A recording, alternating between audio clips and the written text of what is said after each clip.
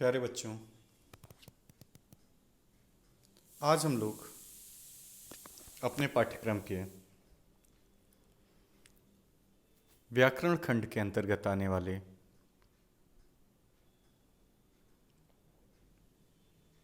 मुहावरे और लोकोक्तियों का अध्ययन प्रारंभ करेंगे। आज का टॉपिक हमारा मुहावरे और लोकोक्तियाँ। आइए शुरू करते हैं। मुहावरे और लोकोक्तियाँ। ये चित्र दिए हुए हैं, इन चित्रों को देखिए पहले, ठीक है। इन दोनों चित्रों को देखिए और जो ये नीचे वाक्यांश दिए हैं एक बार इनको पढ़िए। ये यहाँ एक लड़की बैठी हुई है, सोच रही है पेट में चूहे कूदना, अर्थात इसको बहुत भूख लगी है और ये ऐसा महसूस कर रही है, सोच रही है पेट में चूहे कूद रहे हैं। आसमान से बातें करना, बहुत ऊंचा होना, कोई चीज़ बहुत ऊंचा है, इसको देख के बच्चे आपस में सोच रहे हैं कि ये तो आसमान से बातें कर रहा है।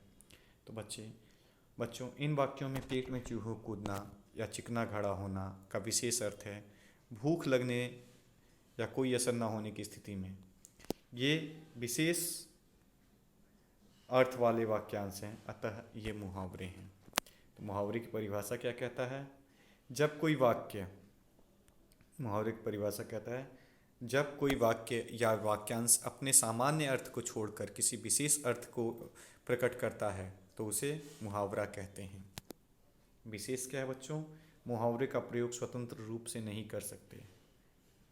मुहावरा भाषा की भावव्यक्ति मतलब अपने भावों को अभिव्यक्त करने में वृद्धि करता है, बढ़ाता है। जैसे अब कुछ उदाहरण हम लोग पढ़ेंगे।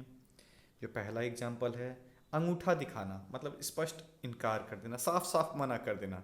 जब मैंने कठिनाई के समय उससे सहायता मांगी तो उसने मुझे अंगूठा दिखा दिया। देखिए बच्चों, ये कहलाता है मुहावरा, ये कहलाता है इसका अर्थ और ये कहलाता है वाक्य प्रयोग। आपसे परीक्षा में यही चीज़ पूछेगा, यह दे देगा, मुहावरा आपको दे देगा, ये मुहावरा दे देगा, कहेगा कि अर्थ बताइए और वाक्य प्रयोग करिए। ठीक है बच्चों, तो अंगूठा दिखाना, स्पष्ट इनकार कर देना। जब मैंने कठिनाइयों के समय उससे सहायता मांगी तो उसने मुझे अंगूठा दिखा दिया, मतलब साफ मना कर दिया। दूसरा है अंग अंग ढीला होना, मतलब बहुत ज़्यादा थक जाना। मैं सुबह से भाग दौड़ कर रहा हूँ अतः मेरा अंग अंग ढीला हो गया है। तीसरा है अपना समूह लेकर रह जाना, मतलब शर्मिंदा हो जाना। झूठ पकड़े जाने पर वो अपना समूह लेके रह गया। इसके बाद है बच्चों चौथा, अपना उल्लू सीधा करना। चौथा जो है अपना उल्लू सीधा करना, मतलब अपना मतलब निकाल लेना। उसने तुम जैसे अमीर लड़कों से इसलिए दोस्ती की जिससे वो अपना उल्लू सीधा कर सके। पांचवा है अपने पाँव पर आप कुल्हाड़ी मारना, मतलब अपना नुकसान खुद कर लेना। तुमने यह नौकरी छोड़कर अपने पाँव पर आप कुल्हाड़ी मारी है। छठा है अपने मुँह मियाँ मिट्ठू बनना, मतलब अपनी प्रशंसा स्वयं करना, अपनी बड़ाई स्वयं करना। उसे किसी और के गुण तो दिखाई नहीं देते, बस सदा अपने मुँह मियाँ मिट्ठू बनता रहता है। सातवां है अकल पर पत्थर पड़ना, बुद्धि से काम ना लेना। मैंने अपने भाई से झगड़ा किया, मेरी अकल पर पत्थर पड़ गए थे। अगला है आंखों में धूल झोंकना, धोखा देना। जेब कतरा सबकी आंखों में धूल झोंक कर गायब हो गया। नौवां है आंखें खुलना, मतलब होश आना। जब किसान जमींदारों की बात में नहीं आते, अब किसान जमींदारों की बात में नहीं आते, अब तो उनकी आंखें खुल गई हैं। 10वां है आसमान सिर पर उठा लेना, बहुत शोर करना। अध्यापक के ना होने के कारण सारी कक्षा ने आसमान सिर पर उठा लिया। अगला है ईंट का जवाब पत्थर से देना, दुष्ट से दुष्टता का व्यवहार करना, दुष्ट से दुष्टता का व्यवहार करना। पांडव सेना ने कौरव सेना को ईंट का जवाब पत्थर से दिया। अगला है उल्टी गंगा बहाना, इसका मतलब है नियम के विरुद्ध कार्य करना। तुम गरीब लोगों से चंदा मांगकर उल्टी गंगा क्यों बहा रहे हो। 13वां है कान भरना, मतलब चुगली करना। कान भरने वाले मित्रों से सदा सावधान रहना चाहिए। अगला है खाक छानना, मतलब मारा मारा फिरना। बेकार होने के कारण वो आजकल खाक छानता फिर रहा है। अगला है गिरगिट की तरह रंग बदलना, मतलब सिद्धांतहीन होना, बिना किसी प्रिंसिपल का होना। आजकल के नेता तो गिरगिट की तरह रंग बदलते हैं। अगला है गागर में सागर भरना, मतलब संक्षेप में अधिक बातें कह देना। बिहारी ने अपने दोहे में गागर में सागर भर दिया है। अगला है चार चांद लगाना, मतलब शोभा बढ़ाना। दीप्ति ने कक्षा में प्रथम आकर माता पिता की इज्जत में चार चांद लगा दिए। नेक्स्ट है चेहरे पर हवाइयाँ उड़ना, डर जाना या घबरा जाना।